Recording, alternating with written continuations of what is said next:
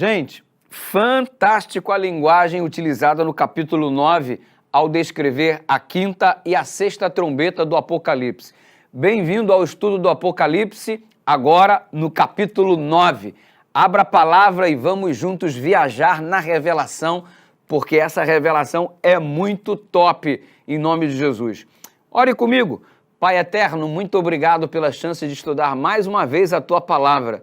Nos ilumine, faze-nos crescer em conhecimento e em relacionamento com o Senhor, em nome de Jesus. Olha que linguagem impressionante a descrição utilizada aqui no capítulo 9 sobre a quinta e a sexta trombeta. Os primeiros versos do capítulo 9 começam com um relato assim muito interessante. O quinto anjo tocou a trombeta. Você já sabe o papel que as trombetas tiveram na vida do povo de Israel. Nós estudamos no capítulo anterior que elas convocavam o povo, elas estavam inseridas dentro do culto religioso que era prestado nas cerimoniais lá do santuário, nos cerimoniais do santuário, na vida política do povo, na caminhada, na peregrinação no deserto em direção à terra prometida. As trombetas tinham um papel ativo no cotidiano político, no cotidiano religioso do povo de Deus. E aqui você observa as trombetas, mais uma vez, como um clamor de Deus para que seu povo abra os olhos diante dos episódios que estão sendo narrados e assim, como consequência de estarem agora atentos aos acontecimentos, este povo se achegue mais a ele, entendendo que ele é o único caminho, a verdade e a vida. As trombetas funcionam como toque de alerta e que, ao entender as trombetas neste momento, estejamos também alertas, já que este é o propósito de Deus, para que mais próximos a Ele nos encontremos. Tão próximos que sejamos capazes de dizer, não sou eu mais quem vivo, mas Cristo vive em mim. Vamos em frente e olha só a linguagem impressionante no verso 1 em diante do capítulo 9. O quinto anjo tocou a trombeta e vi uma estrela como caída do céu e foi-lhe dada a chave do poço do abismo. Ela abriu o poço do abismo e subiu fumaça do poço como fumaça de grande fornalha. E com a fumaceira saída do poço escureceu-se o sol e o ar. Também da fumaça saíram gafanhotos para a terra, e foi-lhe dado poder como os que têm os escorpiões da terra. Vamos ficar por aqui. A quinta e a sexta trombeta, elas descrevem as facções rivais no mundo religioso. Exatamente. Vamos ver isso daqui de modo mais detalhado. Essas facções rivais na era medieval, na época depois da Reforma. Períodos que foram caracterizados por uma crescente ação demoníaca neste mundo, a fim de atrair o mundo para a batalha do Armagedon. O texto começa com a narração de gafanhotos. Gente, gafanhotos é exatamente o que percebemos alguns dias atrás aqui na América do Sul. Aliás, houve uma quantidade significativa de pessoas que entraram em contato comigo através do direct lá no Instagram, no @PRDodu. Pastor, o que é isso aí? Estes gafanhotos representam o sinal da volta de Jesus. Jesus realmente está voltando por conta dos gafanhotos que estão presentes lá na Argentina, ameaçando ultrapassar a fronteira para o Uruguai e também a fronteira para o Brasil. Jesus está voltando por causa desses gafanhotos. Estes gafanhotos são aqueles que estão sendo anunciados lá no Apocalipse. Será que eles estão inclusos nas 7 últimas pragas? Calma, calma. Vamos ao ponto de equilíbrio tomando a palavra como perspectiva. Em primeiro lugar, que o capítulo 16 do livro do Apocalipse, quando fala sobre as pragas, e nós chegaremos lá, este capítulo não narra como conteúdo das pragas a presença dos gafanhotos. Ou seja, os gafanhotos não fazem parte das 7 últimas pragas. Basta você observar o relato existente no capítulo que acabei de citar. Uma outra coisa, os gafanhotos fizeram parte das pragas, sim, mas das pragas existentes no Egito. na época quando Deus escolheu Moisés para promover o êxodo do povo de Israel em direção à terra prometida e para que Faraó libertasse o povo, 10 pragas foram derramadas e uma delas era a praga do gafanhoto. Então note, existiu as pragas do gafanhoto? Sim, lá no Egito. No Apocalipse? Não. O momento em que aparecem os gafanhotos no cenário do Apocalipse é exatamente aqui, na quinta e na sexta trombeta, que, aliás, é uma linguagem muito emprestada do Velho Testamento no que diz respeito à perspectiva de Joel. Você lembra que um exército de gafanhotos também simbolizava o avanço do povo caldeu sobre o povo de Judá?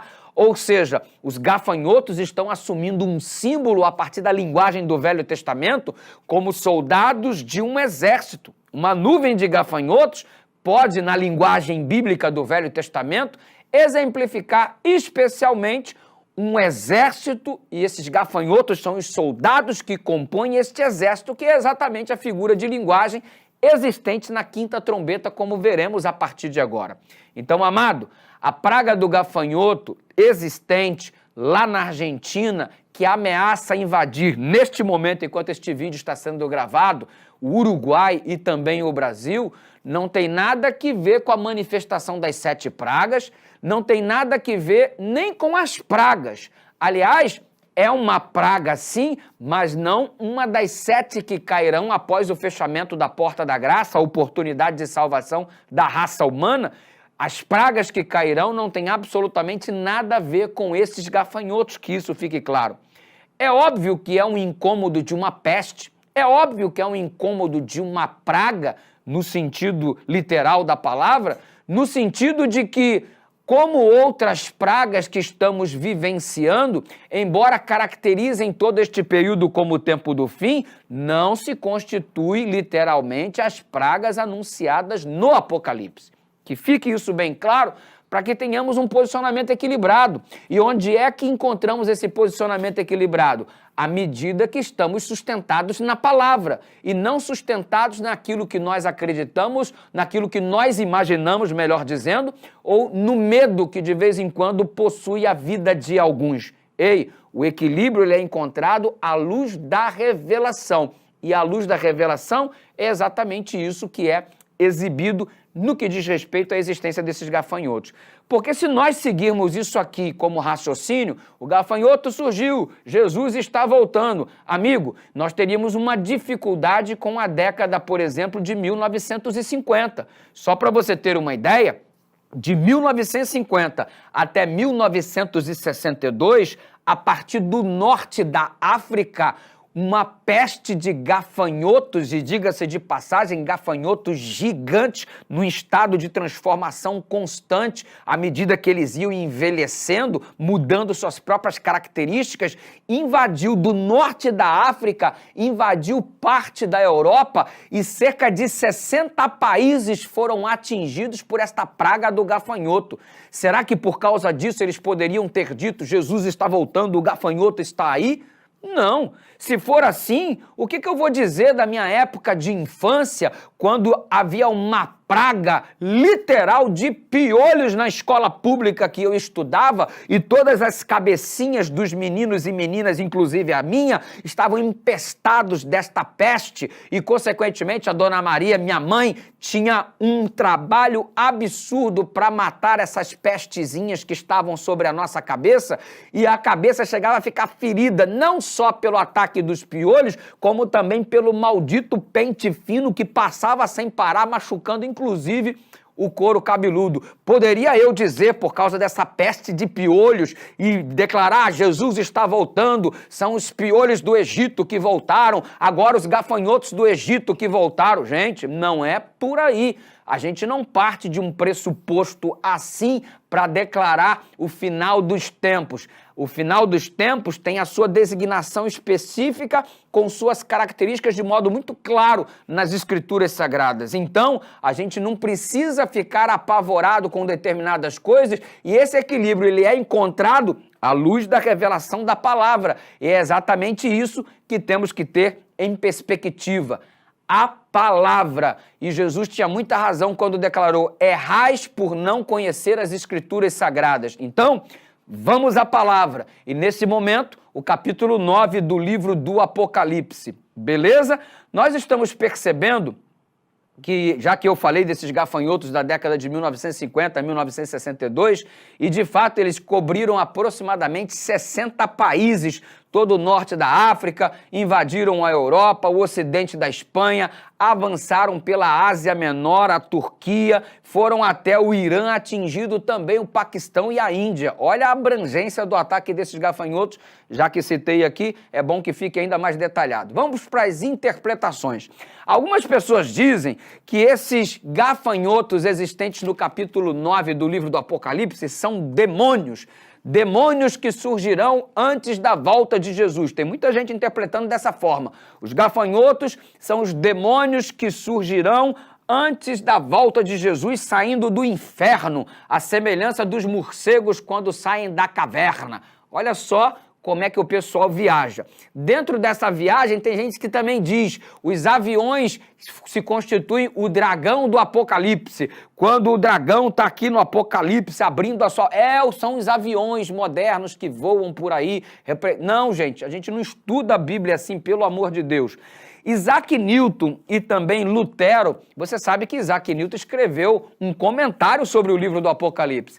Isaac Newton e Lutero, o pai da Reforma, enxergavam a quinta e a sexta trombeta como o surgimento do islamismo. Exatamente. Você lembra que o Apocalipse é uma repetição que se amplia e nós estamos vindo naquela sequência de 7 igrejas, 7 selos, agora as 7 trombetas? E você se lembra que nós estamos na perspectiva do paralelismo, que é uma característica do Apocalipse, que são os mesmos períodos apresentados sob diferentes perspectivas e abrangendo eventos diferentes dentro do mesmo período. As 7 igrejas têm uma perspectiva de mensagem voltada para a própria igreja. E, de repente, você vê os 7 selos com a perspectiva voltada para o modo externo do que acontece fora da igreja. E, de repente, você vê as 7 trombetas numa perspectiva de alcançar as principais religiões, que é o cristianismo, o islamismo e o judaísmo. Ou seja, são o mesmo período, os mesmos períodos, ok? Só que com perspectivas distintas da mesma época que estão aqui sendo colocadas em foco. Aí você percebe Lutero e Isaac Newton canalizando a interpretação da quinta e da sexta trombeta, tendo o seu cumprimento no islamismo, tendo em vista o tremendo impacto militar, cultural, religioso, econômico que o Islã trouxe sobre o cristianismo e todas as nações durante todo o período de 1.300 anos aproximadamente, desde o seu aparecimento em torno do ano 600 da nossa era. Ok? Então vamos aí fazer uma análise um pouco mais detalhada, tendo em vista o seguinte: aparece aqui o termo a terça parte mais uma vez, e a terça parte disso, e a terça parte daquilo. Desde que nós começamos a estudar as 7 trombetas, toda hora está vindo à tona esse negócio da terça parte, e a terça parte disso, e a terça parte daquilo, e a terça parte daquilo outro. E mais uma vez nós temos em foco aqui a terça parte. Nós já sabemos que o termo a terça parte, eu citei para vocês no momento em que estudamos os capítulos anteriores, que essa terça parte de alguma coisa, isso representa a entidade específica daquilo que está sendo citado. Exemplo, quando nós olhamos para a nação judaica, a terça parte da nação judaica, no processo que nós estudamos isso, estava se referindo a Jerusalém. Então, uma parte da nação judaica, no caso da trombeta, estava falando de Jerusalém. Quando nós falamos do Império Romano, a terça parte do Império Romano Ocidental, nós estávamos falando de Roma, conforme Roma foi atingido.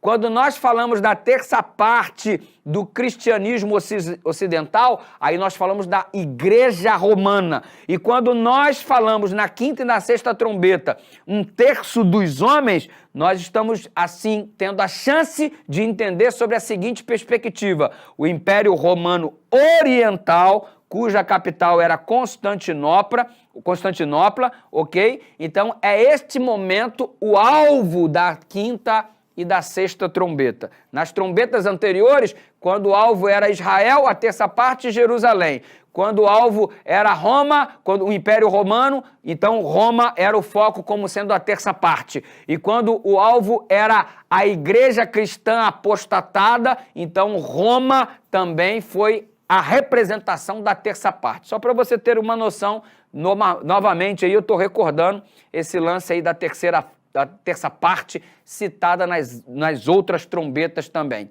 E já que agora nós estamos indo na direção da interpretação proposta por Isaac Newton e também por Lutero, e este é o momento da análise, quando estamos falando da terça parte que envolve o islamismo e também o ataque que ele desferiu contra a capital do Império Romano Oriental, que era Constantinopla, hoje a atual Istambul, capital da Turquia, nós percebemos que a terça parte do todo equivale exatamente ao foco da profecia, ao foco do ataque, ao ponto mais direto, que no caso aí é Constantinopla e a história que a envolve, que nós vamos ver a partir de agora. Vamos então, ok? Quando nós falamos de Império Romano Oriental, nós estamos nos referindo ao Império Bizantino. E é possível que você já tenha escutado aí alguma série, algum filme que envolve o Império Romano, falar sobre o Império Bizantino. O que era o Império Bizantino? O nome provém de Bizâncio. Bizâncio que em 330 tornou Constantinopla, hoje Istambul, ok? Tornou-se Constantinopla. Então, o indivíduo aí chamado Bizâncio, que em 330, né, tornou-se aí Istambul, Constantinopla, aquela coisa toda, o império tinha mais proximidade com a igreja cristã ortodoxa que o Império Ocidental lá com a igreja romana. Então havia uma proximidade da igreja cristã ortodoxa com a capital ali, Constantinopla. Então você percebe que Bizâncio é o indivíduo que predomina ali e por isso se chamou aquela parte Império Bizantino, por causa deste homem chamado Bizâncio que governava o império naquela época em torno do ano 330. Beleza? Estamos aí já entendendo e avançando um pouco na Constituição. Aí você vê que o Império Bizantino sobreviveu 1000 anos a mais depois do desaparecimento do Império Romano Ocidental. Quando Roma caiu lá em torno do ano 476 depois de Cristo, quando Rômulo Augusto foi o último imperador romano e depois Roma se dividiu por conta das tribos bárbaras surgindo a Europa como nós temos hoje, lá 1000 anos ainda consegue subsistir depois da queda do Império Romano Ocidental, o Império Romano Oriental, com a capital Constantinopla, anteriormente chamado de Império Bizantino. Beleza? E ele só foi chegar ao fim no ano de 1453, quando foram conquistados pelos turcos, exatamente, que a gente vai ver a história a partir de agora, que é o desenvolvimento da história do Islã. Pastor, como é que começou aí esse negócio da história do Islã? Só fazendo uma recapitulação, não é uma aula de história, mas são alguns pontos que a gente precisa pescar, pinçar, para poder ter a noção da descrição bíblica e aqui ela se refere, ok? Muito bem. O islamismo, ele é a religião oficial dos seguidores de Maomé. E tudo começou mais ou menos em torno do ano 612 depois de Cristo, quando Maomé começou a acreditar que Deus estava lhe concedendo visões. Exatamente, Deus estava se revelando para ele através de visões, ele começou a alegar isso daí, e ele vivia na época em Meca, né, lá uma cidade da Arábia, e ele começou a criar, em função dessas visões, algumas convicções bem particulares. E quais eram as convicções resultantes destas visões que Maomé, no ano 612 da nossa era, ele começou a colecionar? As convicções eram o seguinte: a primeira delas é a um só Deus, e ele ensinava que este Deus chamava-se Alá, se chama Alá, é a forma arábica de um dos nomes de Deus na Bíblia, ok? Na Bíblia hebraica. E ele identificou esse Deus Alá como sendo o mesmo Deus adorado por Abraão, por Isaac, pelos judeus e também por Jesus Cristo. Ou seja, de acordo com Maomé, Alá é o mesmo Deus dos judeus, ou seja, agora também é o mesmo Deus dos cristãos, ou seja, Alá também é o nosso Deus, apenas com um nome diferente, segundo Maomé. E na sequência, ele recomendou que todos os adoradores abandonassem a idolatria. Legal, até aí tudo bem, vamos adorar somente um Deus, que é o mesmo Deus que Abraão adorava, que é o mesmo Deus que Jesus adorava, até aí tranquilo. E ele contou que Deus, então, o Alá, teve muitos profetas. Noé foi um deles, Abraão foi um deles, e Jesus também foi um profeta. Aí ele já começa a apresentar um problema em relação àquilo que a gente crê, porque Jesus já não é o Salvador, foi apenas um profeta, tal qual Abraão, tal qual Noé. E agora ele, Maomé, também se constitui como um profeta e, na verdade, o último e o mais importante de todos era exatamente ele, Maomé, o profeta de Jesus, ou melhor, o profeta de Deus, o profeta de Alá, mais importante que Jesus, mais importante que Abraão, mais importante que Noé e o último dos últimos dias. E 5 vezes ele ensinou que o indivíduo deveria fazer prece, ok? E essa prece voltada lá em direção a Meca, não há Deus além de Alá, e Maomé é o seu profeta. Então, todo adepto tem que orar pelo menos 5 vezes por dia esta oração. Não há Deus além de Alá e Maomé é seu profeta. Então, vai orar 5 vezes, dentro da oração tem que estar incluso isso daí. Não há Deus além de Alá e Maomé é seu profeta. Algumas regras. Após a morte de Maomé, os seus ensinamentos foram compilados em um livro que foi passado a ser conhecido como Corão. Hoje alguns chamam de Alcorão. Significa livro de leitura que deve ser citado de memória. E por isso que todos os seguidores de Maomé, consequentemente membros do islamismo, eles decoram, eles são obrigados a citar de memória o Alcorão. Islã significa inteiramente submetido. No caso, inteiramente submetido à vontade de Alá, revelado por Maomé e registrado no Alcorão ou Corão, como você queira chamar. No último dia, o Corão diz assim, que Deus vai ressuscitar os mortos, e reunirá todas as pessoas para o julgamento final. E a perspectiva desse julgamento final que vai acontecer quando houver a ressurreição, então note que Maomé diz que todos ressuscitarão para que haja o julgamento. E nós acreditamos particularmente, conforme a Bíblia diz, que quando Cristo voltar, os justos mortos já vão ressuscitar. Os ímpios mortos permanecerão mortos, e os vivos justos serão transformados, e os vivos ímpios morrerão por ocasião da vinda de Jesus. O que isso significa? É que ele já volta para executar uma sentença. O julgamento já é feito antes da vinda do mestre. E quando ele vem, quem é justo morto já ressuscita, porque já foi qualificado como justo morto num processo de juízo.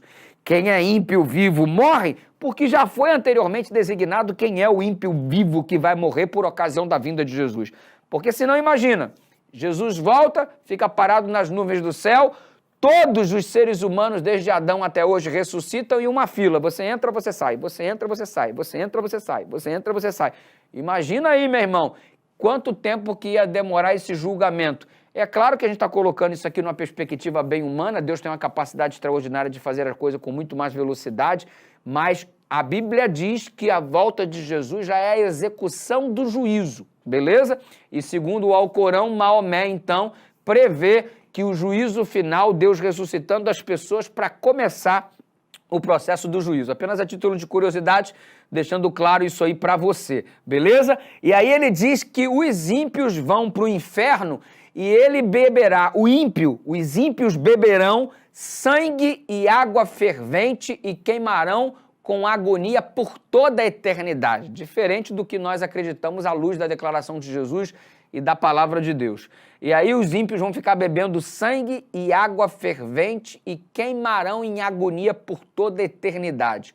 Os justos, segundo o Alcorão, vão ser convidados para irem para o céu, aonde se banquetearão em companhia de formosas virgens. Olha só, mano. Então, você vê que tem privilégio especial para os salvos homens. Então, os homens salvos são top. As mulheres nem são citadas, ok? Aí você vem como um ponto do Alcorão, ele fala também sobre o jihad, que é a guerra santa. E o que é o jihad? Quem vai participar dessa guerra santa? Eu vou resolver lutar em nome de Alá. Eu vou lutar em nome de Maomé, que foi o maior de todos os profetas, porque Alá é Deus e Maomé, seu profeta, é a oração do muçulmano. E aí ele participa do jihad, que é a guerra santa, e todo indivíduo não é obrigado a ser jihadista, não é obrigado a participar do jihad, mas você, se participar, se você morrer em prol da causa, você vai encontrar prazeres ainda maior do que os salvos que normalmente serão salvos. Se você for um salvo, mas ainda ter participado do jihad, aí você tem um plus. E qual que é o teu plus, irmão? Aí você vai ficar com prazeres ainda maiores do que aqueles que foram salvos em vias normais. Alá ama os que lutam por sua causa, diz o Alcorão. E este é o supremo triunfo. O ápice é você lutar pela causa de Alá. E se você perder a vida por essa causa, isso não tem o menor problema, porque você ainda vai ter muito mais virgens à sua disposição no reino, ok? E ainda é previsto o seguinte: se você que faz membro, que você se faz parte sendo membro, se de repente você abandonar a religião, tornando-se um judeu ou tornando-se um cristão, o Corão recomenda que você seja capturado e você pode ser até morto, e isso não é o menor problema para aquele que lhe tirar a vida por conta de estar fazendo a justiça por ter você abandonado a religião do Islã. Maomé, fica só de bem claro aqui o seguinte: o Maomé, ele nunca forçou os judeus e cristãos a escolherem entre Alá e a espada. Ele não promovia a guerra do modo como temos hoje. Hoje o pessoal tem um preconceito de que todo muçulmano é um homem-bomba. Todo muçulmano explode, todo muçulmano é radical xiita. Não, tem umas facções extremistas que são as que chamam a nossa atenção, que fazem atentados e isso, mas a religião islamista, né, os islâmicos, eles têm uma religião pacificadora, ok? Existem essas punições graves para quem se apostata e tal, e essa guerra santa pretendida por Maomé não necessariamente tratava-se de uma guerra militar simplesmente, ou você sai explodindo pessoas. É uma religião que o nosso preconceito não pode conceber, no sentido de que todo muçulmano que tu vê tem explosivos para poder explodir as pessoas. Não funciona assim. É um grupo específico que toma esse posicionamento radical, ok? Mas o ensinamento é um ensinamento de paz, é um ensinamento de amar as pessoas e tudo mais, mas existe de fato uma interpretação extremista quanto ao jihad, quanto à guerra santa, que você tem que, se possível for, matar as pessoas em nome da causa, existe uma punição para aquele que se afostata e tal, mas enfim, eu só quero que você não alimente um preconceito no sentido, sim, de expor contra qualquer muçulmano, achando que por causa disso qualquer um é um explosivo ambulante. Não é assim que funciona. Essa visão de hostilidade árabe contra os judeus apoia-se muito no antissemitismo espalhado pelos nazistas e no atual militarismo que a gente vive aí na questão da disputa de Israel, então tornou-se uma questão militar. Enfim, eu só quero que os desdobramentos que foram apresentados por este conflito não te tragam um processo de preconceito, porque muitas vezes nós alimentamos um preconceito e às vezes queremos estar sempre distante de qualquer indivíduo com medo de ser explodidos. Não é bem por aí. Tá bom? Só para a gente ficar aqui um pouco bem de olhos abertos para que o nosso preconceito não nos domine nesse sentido. É igual assim, todo crente é besta. Nem todo crente é besta, mano. Todo político é corrupto. Eu quero acreditar que existe um ou outro aí que pelo menos não seja. Todo pastor é ladrão. A gente começa e todo muçulmano se explode. A gente começa a colocar umas máximas assim, como se não houvesse exceções. Deus ainda tem aqueles que não dobraram os seus joelhos a Baal, beleza? Não significa que todo pastor é ladrão, todo político, a gente tem que ter cuidado com isso daí. Todo marido trai, todo homem não presta, toda isso, a gente começa assim a generalizar as coisas e cria dificuldades e ficamos num posicionamento desequilibrado. Existe muita corrupção, existe muita violência, existe muito tudo isso aí que foi citado neste momento. Mas a gente precisa não tomar uma pessoa como se fosse o todo, criar processos de preconceito e pré-julgamento. Preconceito, isso aqui é exatamente a ideia pré-concebida. Muito cuidado só para você não tratar as pessoas sem conhecer as pessoas, criando esse tipo de barreira e dificuldade. Porque senão, como é que falaremos de Cristo para as pessoas que estamos tratando de modo preconceituoso? Então fica esperto, só vigia, hashtag fica a dica, tá bom? Para a gente ter um posicionamento um pouquinho mais amoroso, mais equilibrado. Muito bem, o cristianismo atualmente é paralisado nos países muçulmanos, isso quando não é extinto, né? Às vezes o cristianismo é extinto ou plenamente paralisado, não mostra nenhum processo de crescimento e é um desafio mostrar Jesus nestes lugares, né? A chamada janela 1040, aquele espaço do mapa ali, que os países muçulmanos se concentram, o cristianismo é mínimo então, e é um grande desafio para a pregação do evangelho. Mas vamos avançar, os sucessores de Maomé são chamados califas. O primeiro sucessor de Maomé foi o amigo pessoal dele, o amigo íntimo dele, chamado Abu Bakr. Esse indivíduo, ele começou uma campanha militar de expansão após a morte de Maomé, e só para você entender um pouco do avanço do Islã militarmente falando, no ano 651, né, foi fundado em 612, no ano 651, o islamismo já controlava a Síria. Depois controlou também o Iraque e a Mesopotâmia, o Irã, o Egito, a Índia e o norte da África. Então foi fundado em 612, Maomé morreu, depois em 651 já estavam dominando isso tudo, só para você ter uma ideia do avanço. Por isso que o gafanhoto é apresentado com asas, porque ele voa muito rápido, ele se desloca muito rápido, exatamente simbolizando o exército islã. E você vê esse gafanhoto como sendo de fato esse soldado, essa nuvem de gafanhotos, como sendo este exército que avança com grande rapidez. Em 651 já controlava todos esses territórios que eu citei para você.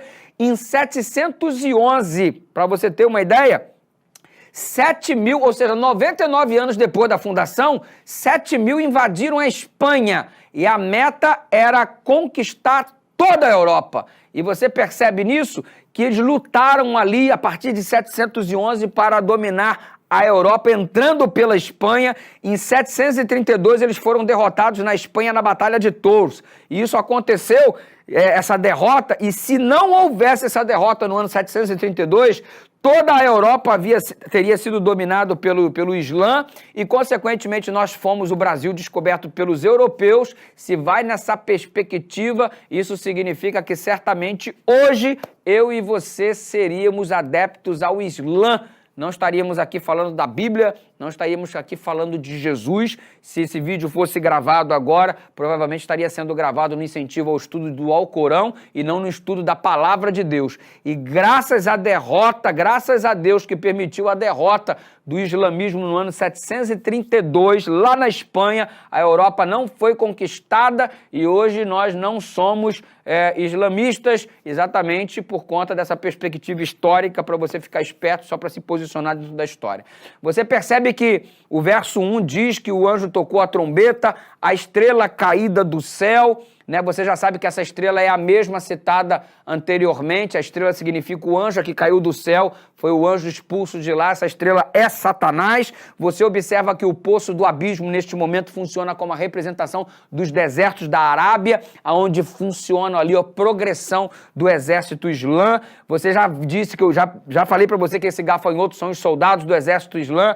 Por isso as coroas são esses longos cabelos que são apresentados na descrição bíblica nos versículos posteriores. As asas eu já te falei que é a velocidade, o crescimento deste exército, conforme eu citei anteriormente, ok? E você percebe que eles estão avançando e pelo período de 5 meses. Você observa aqui na declaração que eles têm um período de avanço por 5 meses. E esse período de 5 meses, se você for levar Cada mês com 30 dias, 5 vezes 3, 15, 150 dias, que na profecia equivalem a 150 anos. A gente sabe que o Islã não estaria dominando um período por 150 dias literais. E como a gente já viu que o livro do Apocalipse é construído em cima da linguagem simbólica, e como a gente viu que na linguagem simbólica um dia equivale a um ano, 150 dias de domínio do islamismo, nós estamos identificando como 150 anos de avanço do exército muçulmano.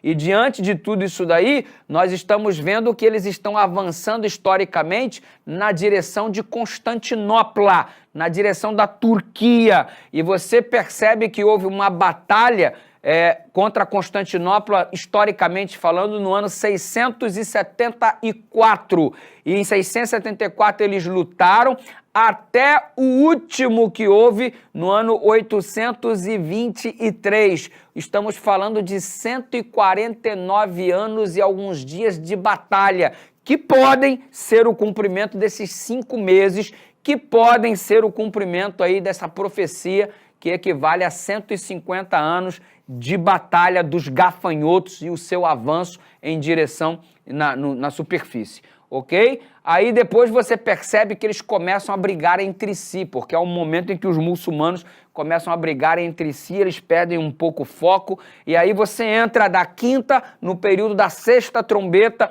cujo relato vai a partir do versículo 13, e eu quero pressupor que você já leu todo o capítulo 9 para ficar claro para você sobre o que eu estou estudando aqui contigo, e por volta do ano 1000, ali da nossa era, surgem os turcos seljúcidas. E quem são os turcos seljúcidas? São aqueles muçulmanos que adotaram a religião de Maomé, aceitaram o Alcorão como a sua regra, creem em Alá como seu Deus do mesmo jeito, e eles começam a ressuscitar e a se avançar do exército nos seus domínios. Adotaram essa religião maometana, como já falei para vocês, e gravitaram em torno dos líderes populares da época, que provavelmente se representam esses 4 anjos apontados aqui a partir do versículo 13, e forçaram o caminho até a cabeceira do Eufrates. Você está percebendo que o objetivo é o secamento do Eufrates. O Eufrates é o que é a representação do rio que alimentava a Babilônia. Quando seca o Eufrates, nós estamos vendo uma tentativa de fazer secar todo o apoio a um determinado lugar, porque essa é a representação. Diante disso, nós estamos vendo como objetivo esse secamento do Eufrates atingir o coração do Império Bizantino, lá na Turquia, que era a cidade de Constantinopla, atualmente Istambul. Só para você ter uma ideia deste avançar, e alguns comentaristas dizem que o melhor percurso para que esse exército turco avançasse sobre o Império Bizantino, ele deveria tomar ali o fluxo do Eufrates, para poder, então, ter o melhor percurso na direção do Império Bizantino. E aí, eles assumem a aparência de um exército de 200 milhões de cavaleiros, que é aquele citado aqui pela Bíblia. No verso 16, o número do exército da cavalaria era de 20 mil vezes 10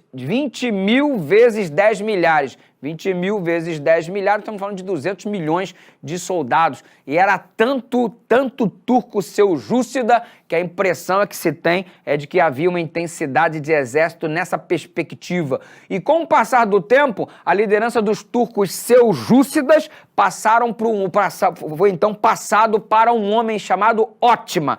Daí, os turcos seljúcidas passaram a se chamar turcos otomanos, e os seus sucessores, passaram a se chamar de otomanos. Daí o termo turcos otomanos. Anteriormente turcos seljúcidas, depois para turcos otomanos. E você percebe que nessa batalha descrita aqui nos versículos, há uma intensidade de utilização de fogo e enxofre. Quando você olha o aspecto histórico dessas batalhas, já está sendo introduzidos os principais ingredientes, A pólvora ao lado do carbono e salitre. O que é um enxofre?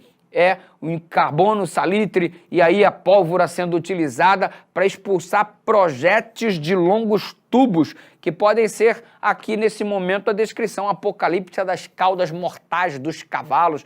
por isso que há todo esse processo aqui. Estamos vendo a descrição detalhada de uma batalha onde os gafanhotos estão envolvidos e esses gafanhotos continuam sendo o exército do Islã. Então você percebe que os gafanhotos eles estão presentes na quinta trombeta, ok? Quando é esse primeiro período de avanço do Islã. Depois na sexta trombeta, quando essa perspectiva em direção, a partindo ali pelo Eufrates, em direção a atacar o Império Bizantino, ok? Tanto otomanos quanto europeus usaram arcabuz, bacamarte, granadas de mão, morteiros, canhões, é a evidência desses elementos anunciados aqui pela profecia do Apocalipse. No dia 29 de maio de 1453, mataram o Império Bizantino. O nome do cara que conquistou o Império Bizantino foi Maomé o Conquistador. Olha aí, o Império Bizantino cai, 1000 anos depois o Império Romano Oriental, cuja capital era Constantinopla, agora conhecido como Império Bizantino, ele vem cair quase que 1000 anos depois do Império Romano Ocidental e caiu diante de Maomé o Conquistador. E aqui nós estamos vendo um período abarcado aqui bem diferente. O verso 15 fala: foram então soltos 4 anjos que achavam preparados para a hora, o dia, o mês e o ano. É um período simbólico, apocalíptico, para falar da conquista neste período denominado como sexta trombeta, melhor dizendo. E como nós estamos aqui analisando o avanço do exército muçulmano, dos turcos otomanos, nós estamos verificando que esse período pode equivaler de um modo muito sensato ao dia 27 de julho de 1299, quando ocorreu a Batalha de Bafeu. O que foi a Batalha de Bafeu? O primeiro ataque dos turcos otomanos ao Império Bizantino. E todo esse processo que durou 150 anos teve o seu cumprimento no dia 27 de julho de 1449, quando se deu aqui o colapso do Império Bizantino, porque foi no final do ano de 1448 que Constantino Paleólogo, o novo imperador bizantino, pediu permissão para o sultão Muhammad II antes de assumir o trono, recebendo a coroa no dia 6 de janeiro de 1449. Ou seja, o Império Bizantino já estava prostrado diante das forças do Império dos turcos otomanos. Ou seja, 391 anos exatos haviam se decorrido desde 1449 até 1844. Se caiu ali em 1449, aí você coloca o dia, o mês e o ano, estamos falando aí de 391 anos, estamos chegando então a 1844, que é o período que abre o interlúdio para entendermos o capítulo 10 e o capítulo 11 do livro do Apocalipse. Quando é que você começa a contar 391 anos, que equivale a um dia, um mês, equivale um dia, o mês, a hora, o dia, o mês e o ano. Esse é o período, né? Repetindo aqui para não haver confusão.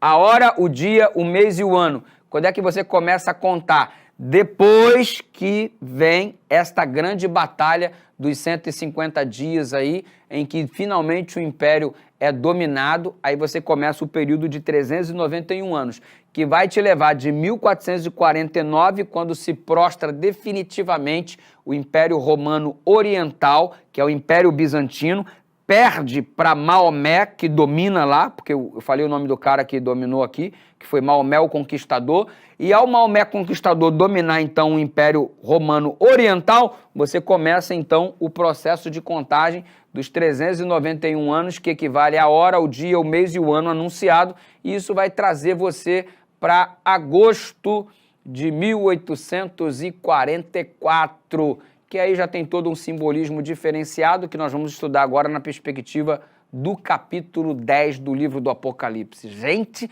como a Bíblia é rica em detalhes. A sexta trombeta nos leva ao tempo do fim, ok? Ou seja, nós terminamos a sexta trombeta na porta do tempo do fim, a partir de 1844 aqui, que é uma das datas que registram o tempo do fim, juntamente com 1798, o término dos 1260 anos que nós vamos estudar mais detalhadamente ainda.